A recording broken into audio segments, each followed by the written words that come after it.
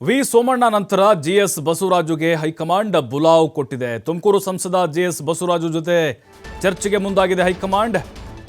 ಸೋಮಣ್ಣ ಆದಮೇಲೆ ಜಿಎಸ್ ಬಸವರಾಜು ಅವರಿಗೆ ಬುಲಾವೀಗ. ಕಾರಣ ಕ್ಷೇತ್ರದ ಸ್ಥಿತಿಗತಿಗಳ ಬಗ್ಗೆ, ಬಿಜೆಪಿ ವಾತಾವರಣದ ಬಗ್ಗೆ ತಿಳ್ಕೊಳ್ಳೋಕೆ ಹೈಕಮಾಂಡ್ ಮುಂದಾಗಿದೆ. ಅದರ ಜೊತೆಗೆ ನಿಮಗೆ ಟಿಕೆಟ್ ಈ ಬಾರಿ ಸಿಗೋದಿಲ್ಲ ಅನ್ನೋದನ್ನು ಕೂಡ ಹೈಕಮಾಂಡ್ ಹೇಳಿ ಕಳಿಸಬಹುದು. TV5 ಕನ್ನಡಕ್ಕೆ ತುಮಕೂರು ಸಂಸದ ಜಿಎಸ್ ಬಸವರಾಜು ಅವರು ಈ ಬಗ್ಗೆ ಮಾಹಿತಿ ಕೊಟ್ಟಿದ್ದಾರೆ. ದೆಹಲಿಯಲ್ಲೇ ಬಂದ ನಂತರ ಸೋಮಣ್ಣ ಅವರು ಈಗ ಸೋಮಣ್ಣ ಬಂದ ಮೇಲೆ ಅವ್ರನ್ನೂ ಕೂಡ ಭೇಟಿ ಮಾಡುವಂಥ ಸಾಧ್ಯತೆಗಳಿದ್ದಾವೆ.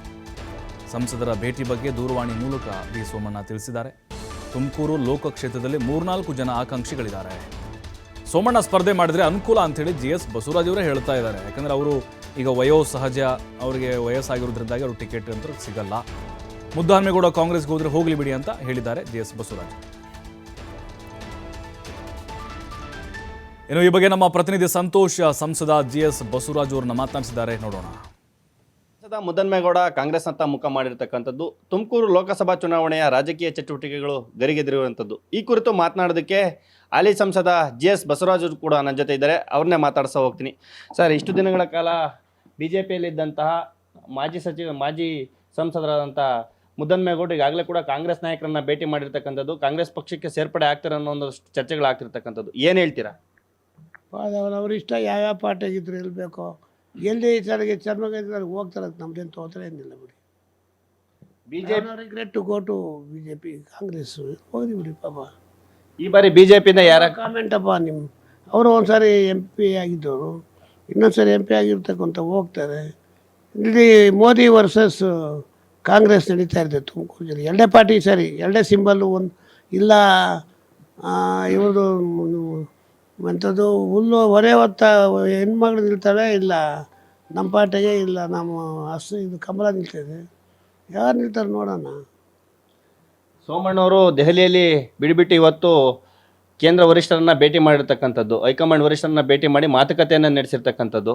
ಏನು ಟಿಕೆಟ್, ಲೋಕಸಭಾ ಚುನಾವಣೆ ಟಿಕೆಟ್ ವಿಚಾರವಾಗಿ ಚರ್ಚೆ ನಡೆಸಿದ್ರ ಅಂತ? ಯಾಕೆಂದರೆ ನಿಮ್ಮನ್ನು ಕೂಡ ಭೇಟಿ ಆಗಿದ್ರು ನೆನ್ನೆ ಅಂತ ಹೇಳ್ತಾ ಇದ್ದೆ.